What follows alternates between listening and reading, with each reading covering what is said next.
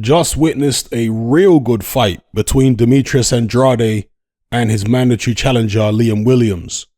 Andrade eventually came through to secure a unanimous points decision win, but not before he had to go through hell and high water. He was hurt on several occasions, and he had to fiddle his way through a lot of rounds because he found it going very, very tough in there. Now, Andrade has a habit, and he's certainly shown this over the past few years, of starting very fast, and that was the case in this fight as well. He was lighting Liam Williams up like a Christmas tree in the first couple rounds. He dropped him. Was it in the second or the third round he dropped him? And to be honest, I didn't think it was going to end up being an easy night, even at that stage. Because although Liam Williams was getting hit with big shots, he was being rocked, he did get dropped, there was a sloppiness and there was a recklessness about Andrade's work.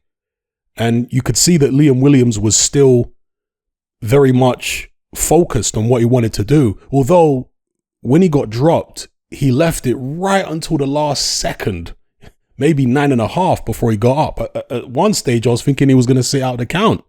That would have been pretty extraordinary. But no, other than that, you could just see in Williams' eyes and by his body language that he still was very focused on what he wanted to do. And you could see there was an opportunity there for him with, like I say, Andrade's sloppiness, his recklessness, and what have you. Now, Andrade does tend to get sloppy and reckless and wild at times in many of his fights, so that's nothing new. But I felt like it was even more pronounced here. Even more sloppy, even more reckless than usual. He seemed almost anxious to try and get Liam Williams out of there as early as possible. And when he wasn't able to do that, I'm not sure whether he punched himself out in the first couple rounds or whether it was a shot which he got caught with. They were exchanging against the ropes. I think Andrade had just landed an uppercut, and then they came out of the exchange and Liam Williams caught Andrade square in the mouth with a right hand, which hurt Andrade. I don't actually think Liam Williams realized how much he hurt him at that moment. But Andrade was definitely hurt, but he's a vet. He knows how to disguise when he's hurt from his opponent. We were able to see it because we can see Andrade's legs and all this kind of stuff. But sometimes when you're in there, it's not as easy to see when somebody's hurt. So I do think that Liam Williams missed it a couple times, and perhaps the third round or the fourth round when he first hurt Andrade was one of those times.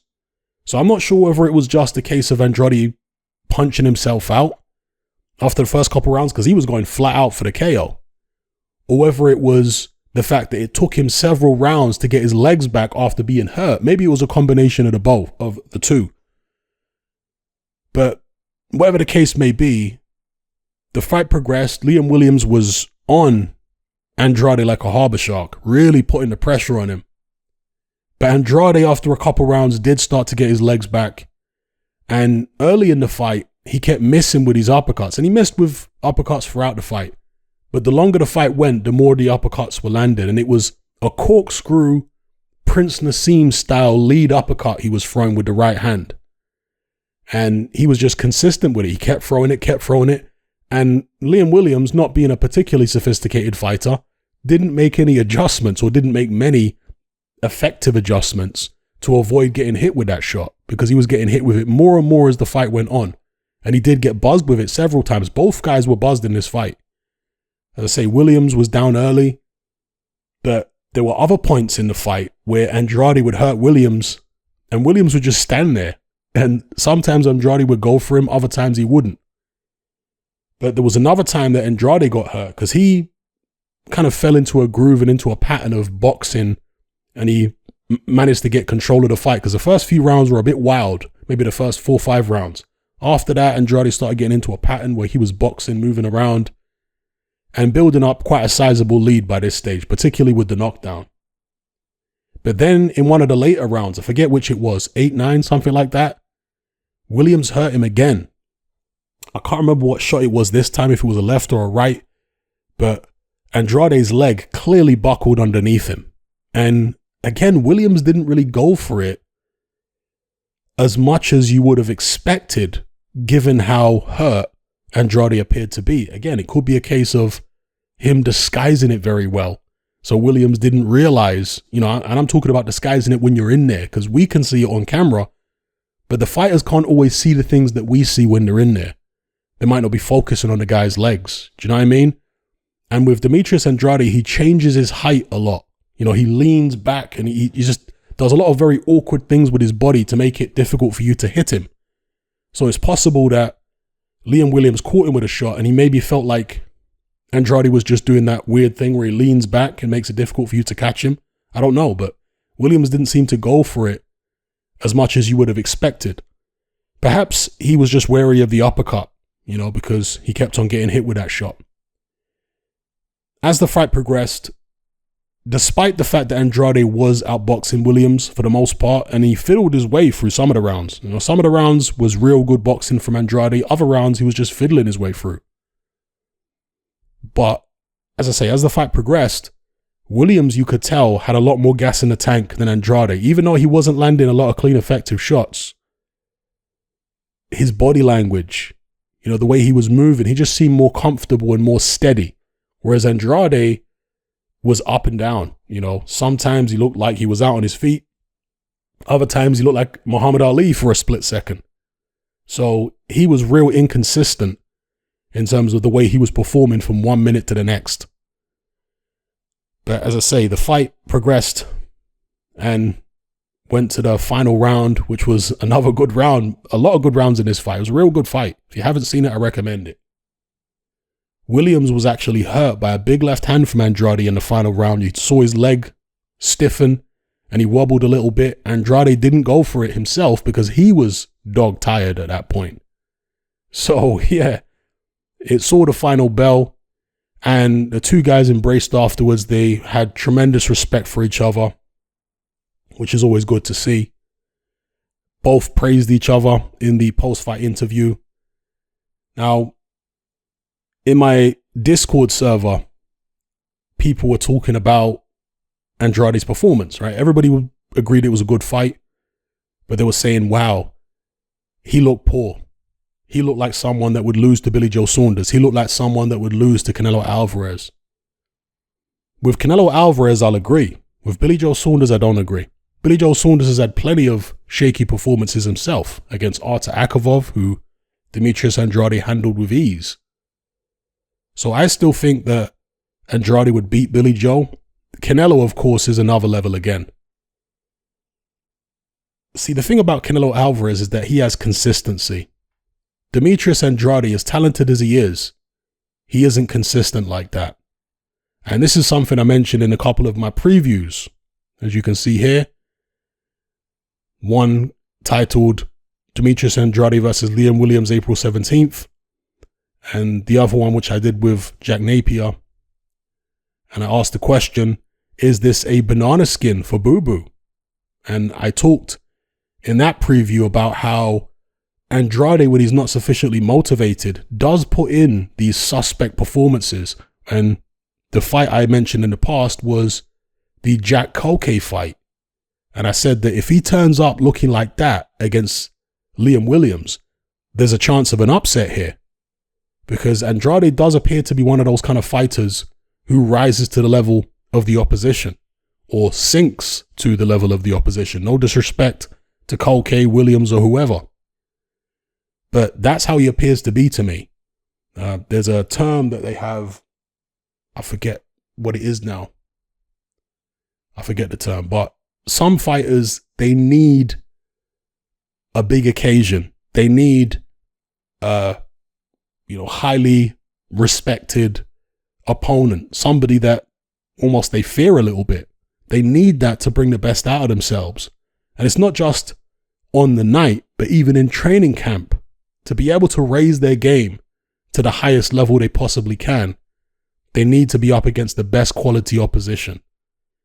And if they don't get that, they can get a little stale. They can start dropping their game. They can start looking more sloppy than usual. And I think that's the case with Andrade. I said that before the fight, so I'm not just saying this after the fact. Go back and listen to my previews, right? This is what I was saying. And I do think that happened here. I know he said, I'm not underestimating Liam Williams and all this kind of stuff. I don't buy it. And therefore, win or lose against Canelo, if Andrade ever gets that opportunity, win or lose, I think he'll be a lot better against Canelo than he was here. For sure. Win or lose. Because against Canelo, I think he'll be far more switched on. I think he'll take it up a notch, several notches in training. I think he'll be far more mindful of not making mistakes because Canelo is a tremendous counterpuncher, as we all know. And I also don't think, I could be wrong here, but I don't think he'll be so gung-ho early in a fight against Canelo like he was against Liam Williams, like he was against Katendokwa and so many other fighters, where he comes out and he's trying to knock the guy out early. I don't think he will do that against Canelo.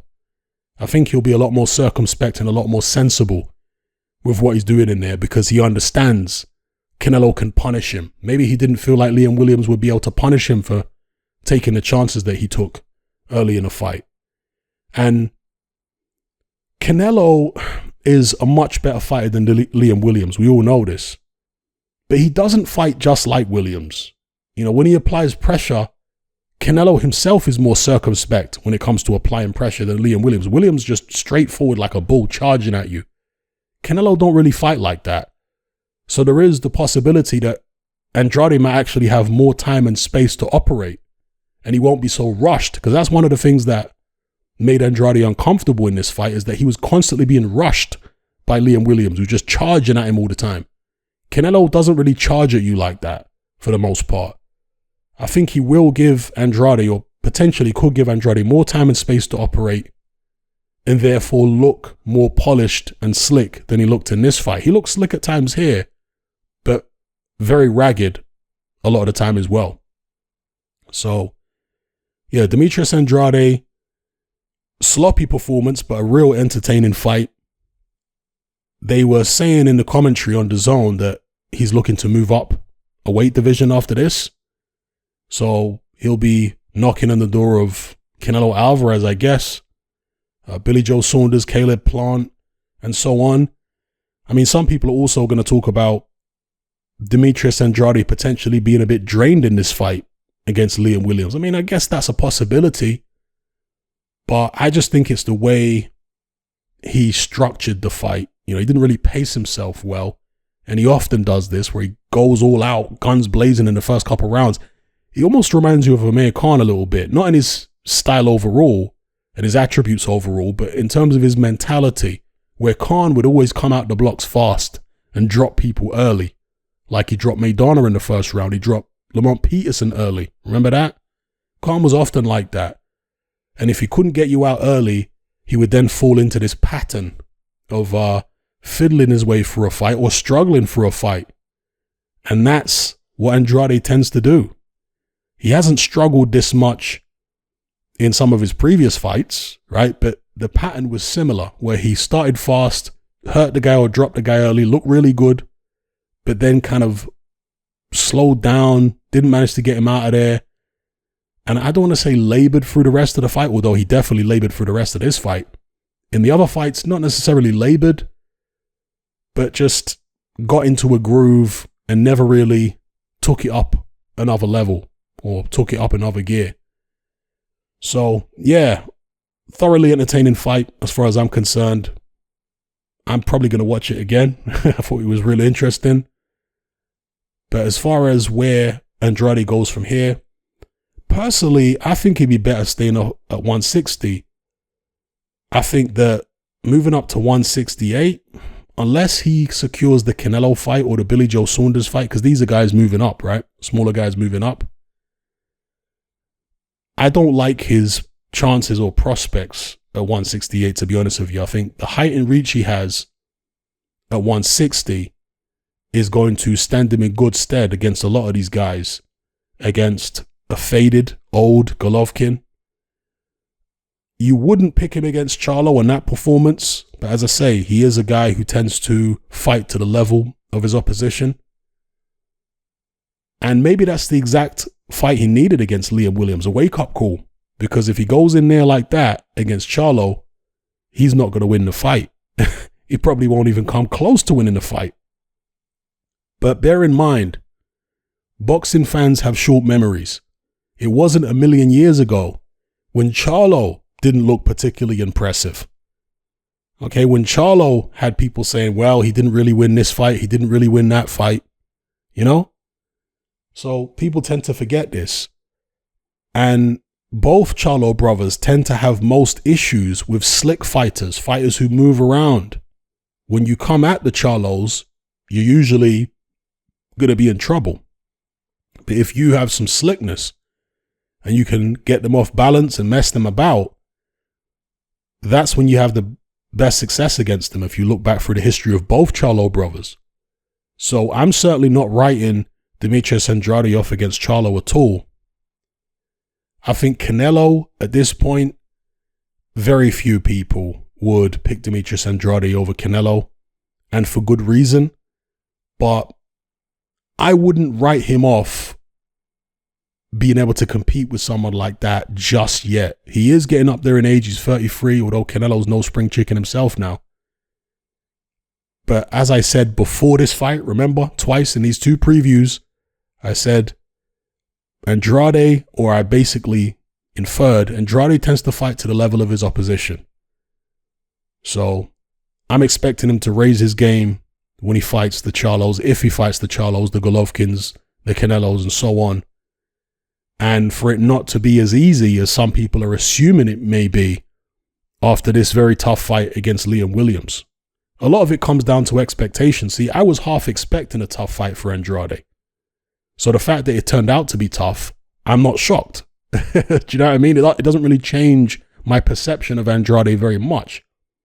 But the people who are expecting this to be easy for Andrade, a lot of them are shocked. And they're saying, oh, wow, Andrade is nowhere near as good as I thought he would be. You see? So their perception changes. Mine doesn't really change. Because as I said in my previews, this is kind of the thing.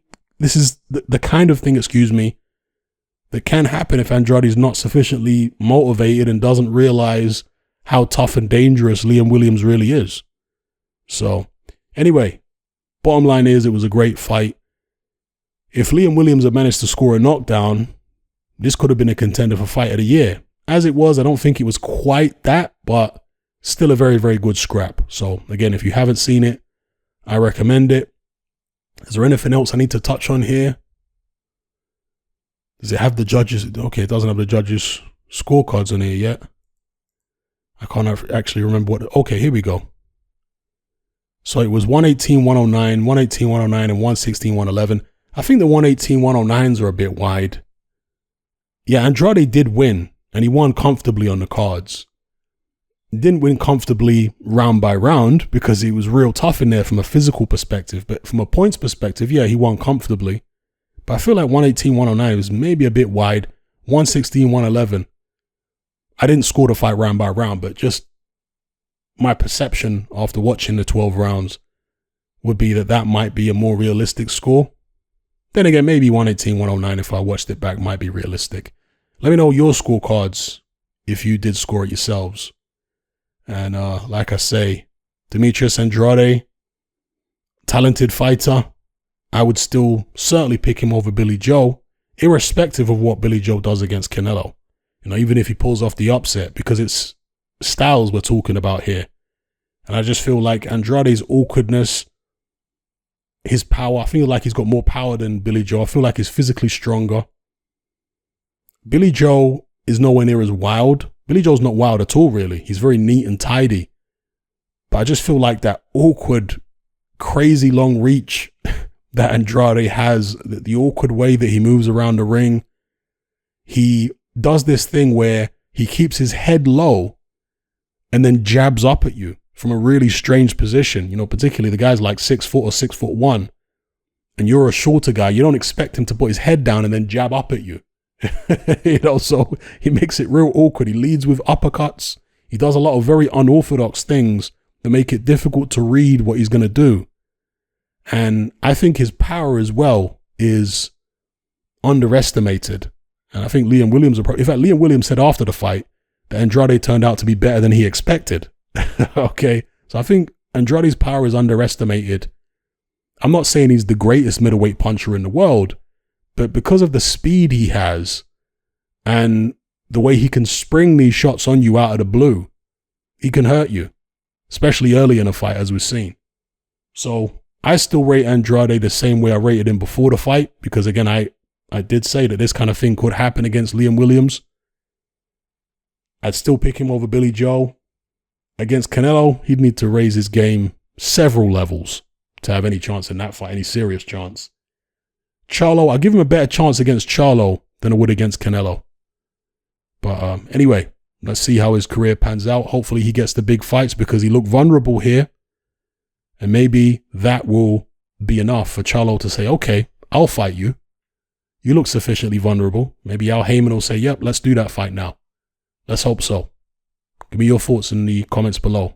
I'm out. Come and join me on Patreon and access my weekly no-holds-barred, censorship-free podcast where we lift the lid on a wide range of controversial topics.